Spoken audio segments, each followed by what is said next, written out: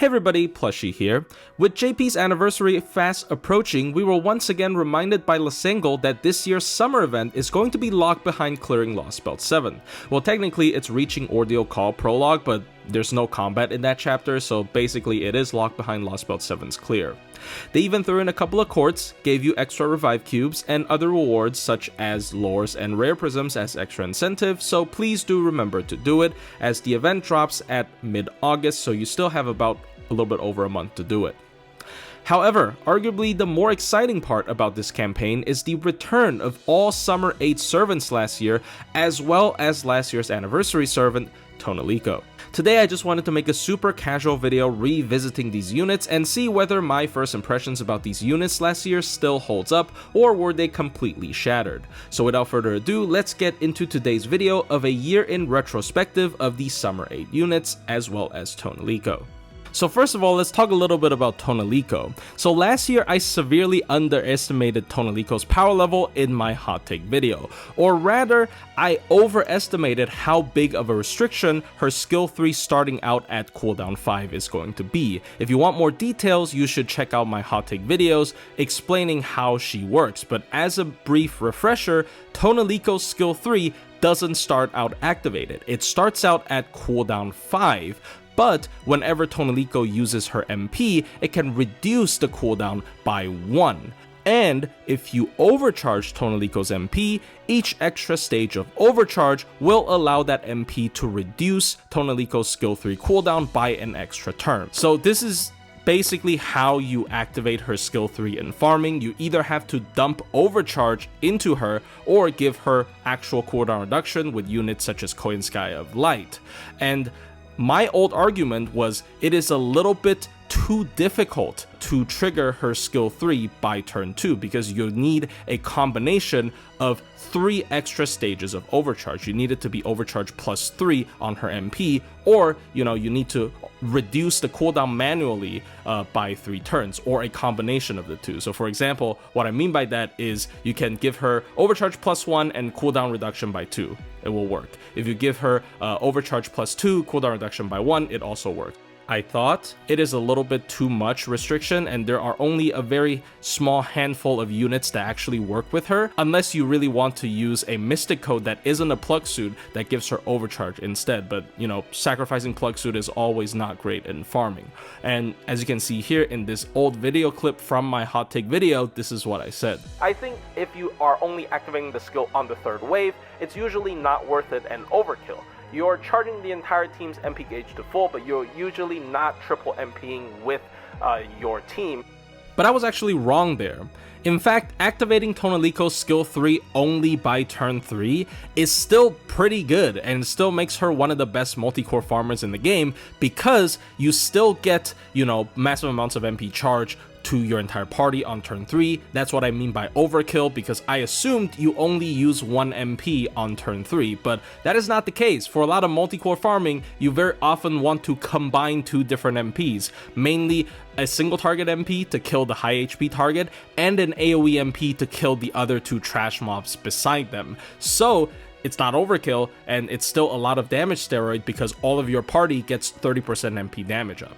So under that assumption, the previous restriction we talked about, where you need a total of 3 overcharge boosts and cooldown reduction, mix match together.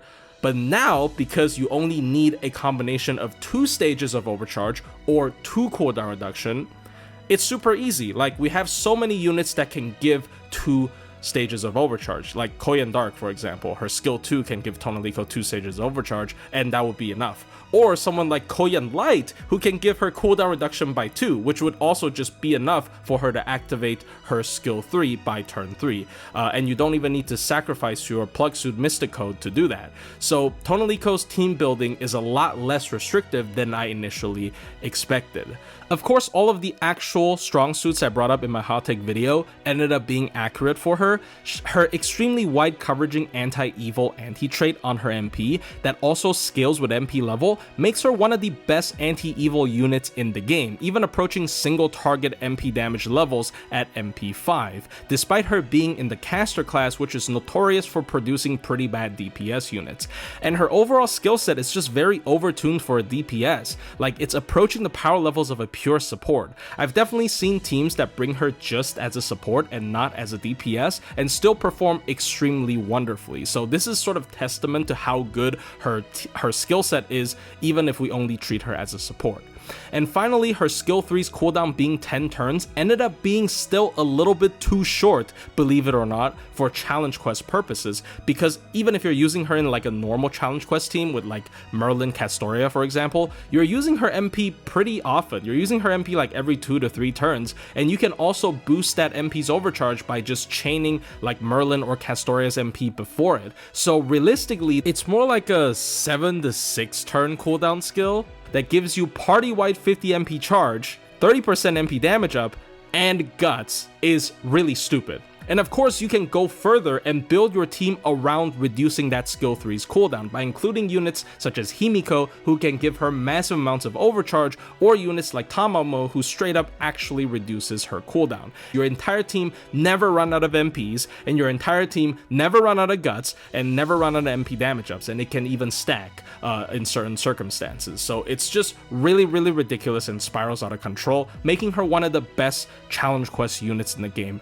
as well. So for Summer Castoria, I didn't overrate her at all, right? Like her usage rate ever since her debut has been very high, and it has never dropped low in both challenge quest and farming. She's undeniably the top single target arts unit in the game, and even more flexible than the other top tiers like Draco, for example. And I believe she will set up this unrealistically high bar to pass for all future single target arts units, just like how Summer Ibuki did for AoE arts. So if you want to know more about Summer Castoria, you can just check out my hot take video. I'll link it in the description. I'm pretty sure most things I said in it held completely true, and she's just this super broken character that, you know, if you really want a strong single target universal DPS, you can't really go wrong with her.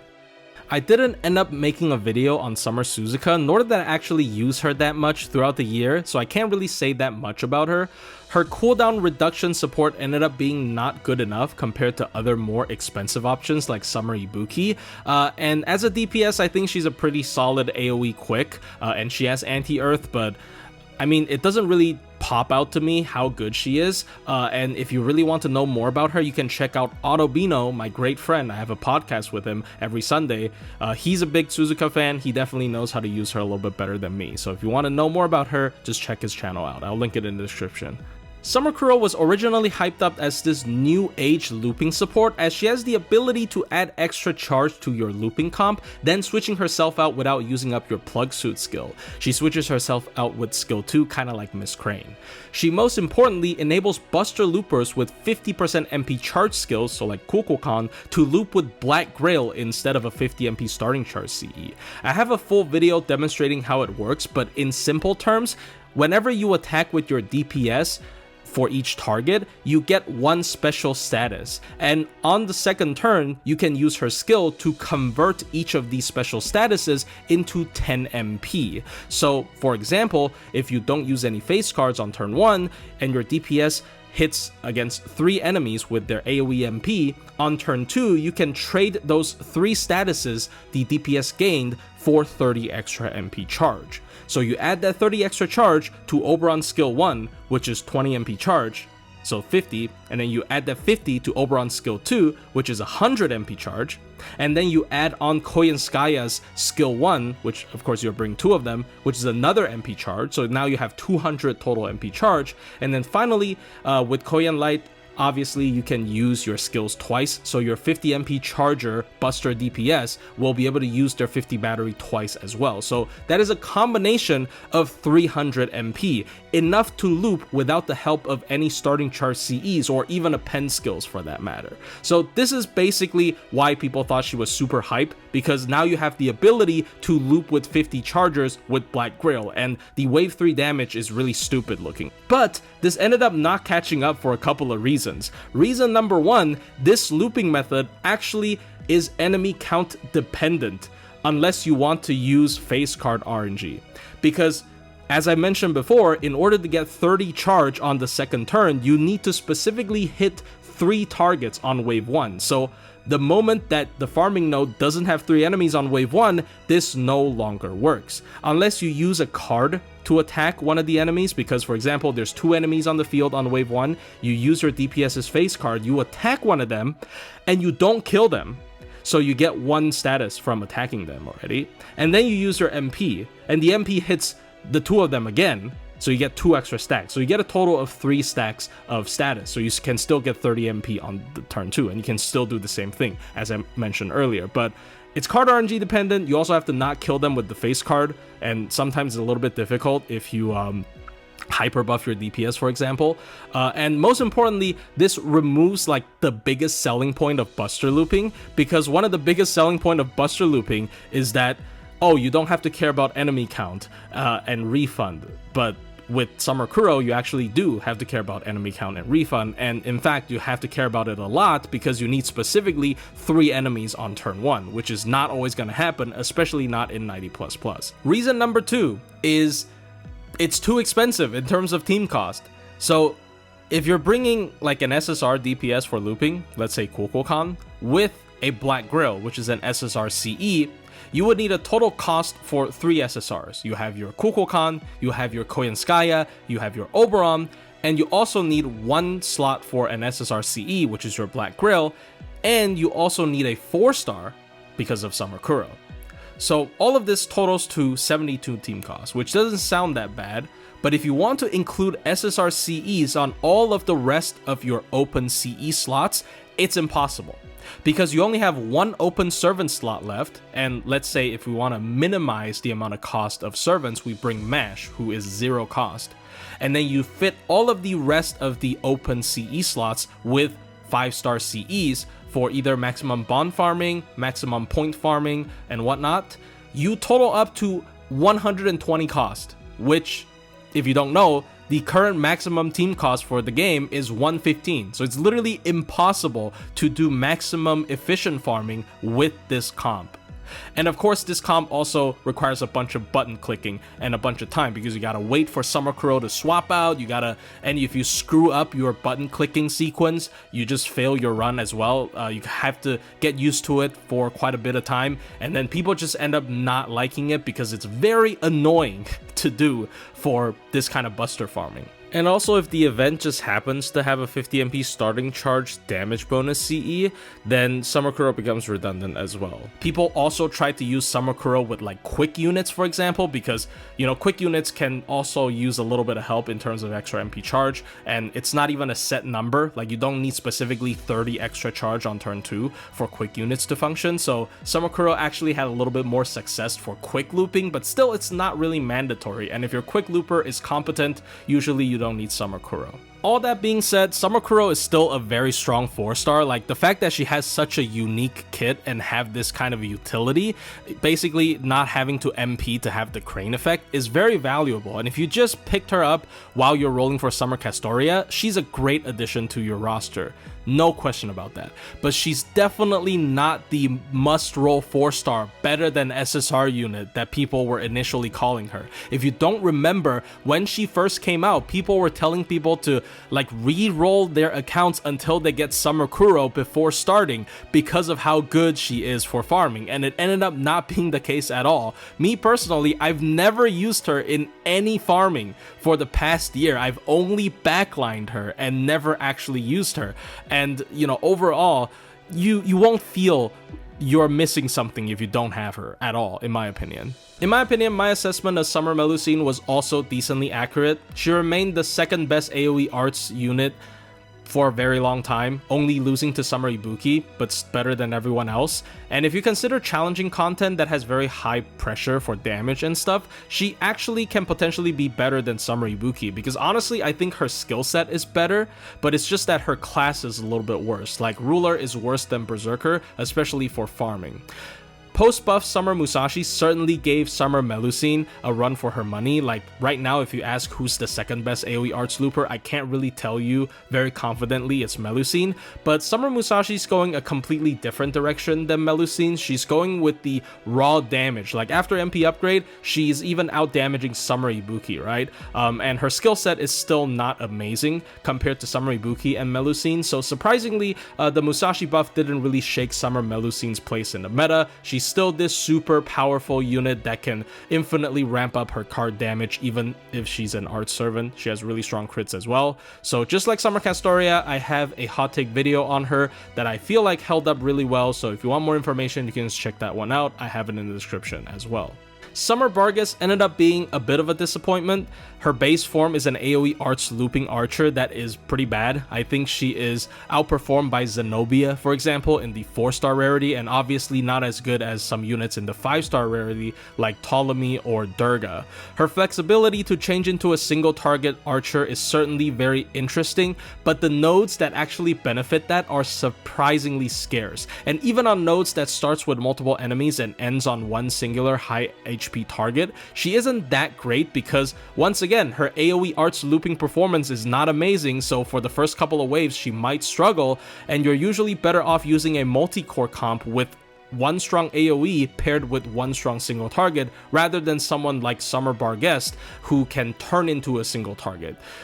It really just comes down to her AoE form not being amazing, unfortunately, and that being said, Summer Barghest is still an extremely interesting unit that can also have decent team utility and challenge quests because she has party-wide cooldown reduction other than herself, so it helps out art supports a lot, especially if you pair her with like Tamamo, for example, and she also buffs herself even more if you pair her with low-star supports like Hans or Shufu, so she's in some ways more accessible to a less established or less whaled account. Like you can use budget supports with her and have her be very strong. So she's kind of like a people's champion servant as well, so it's pretty interesting. It's just that her 4-star stats and her mediocre performance as an AoE looper really holding her back from something being broken like other transformation units such as Melusine or Ptolemy. Summer Baobhan also largely stayed accurate to my hot take about her. Basically, she's more of a fun servant over a practical servant. You can certainly build very strong stall teams with her, and also she's a very good solo unit, right? Like given her enough time, she will be able to have infinite amount of ramp up with her MP because she can keep extending the duration of her MP, and eventually she will be full charging her MP gauge every turn as well as full healing herself every turn, and also of course using that 50% attack down debuff whenever she MPs every turn. So she's a super powerful solo unit. If you give her enough time, she can become unkillable. But once again, like both of these things aren't like super practical. In most cases, Solemn Spam is still a better stall team than Baobhan teams. She is definitely super fun and very strong in the stuff that she does well, and even at MP1 she can be really fun to use, but it's just that the things that she's good at aren't really that relevant in today's like FGO environment, and she's not a great farmer either. You know, she's an AoE buster pretender that doesn't really do good damage despite her anti-man on her MP, and overall you might not use her at all. You can just have her gather dust in your collection if you are more prone to using just meta stuff instead of fun stuff. So in conclusion, I'd say Summer Castoria and Tonelico are super safe pulls, especially Tonelico because I don't think there's ever gonna be another servant that has a similar properties to Tonelico. Summer Castoria is also super strong obviously, but maybe they come up with an even more powerful single target arts to power creep her. I think it's unlikely because she's kind of like the single target version of Summer Ibuki, but I guess we'll see. They're also great targets to upgrade MP levels from 1 to 2. Summer Melusine's a little bit more questionable. If you already have a strong AoE arts, she's probably redundant. And even if you don't have one, but if you don't particularly like Melusine, I would just wait and see for this year, because every year they come up with a universal AoE arts unit, like without fail during summer. So maybe you'll just get a better one this year if you don't particularly like Melusine, so you should save anyways, right? And then finally, all the 4 stars are more fun than practical. They're great bonus prizes when you're pulling for the 5 stars, but they're never like really worth individually pulling for from a gameplay standpoint. Hope you guys enjoyed this kind of tally up retrospective video. Let me know if this is fun for you, and I'll see you in the next video.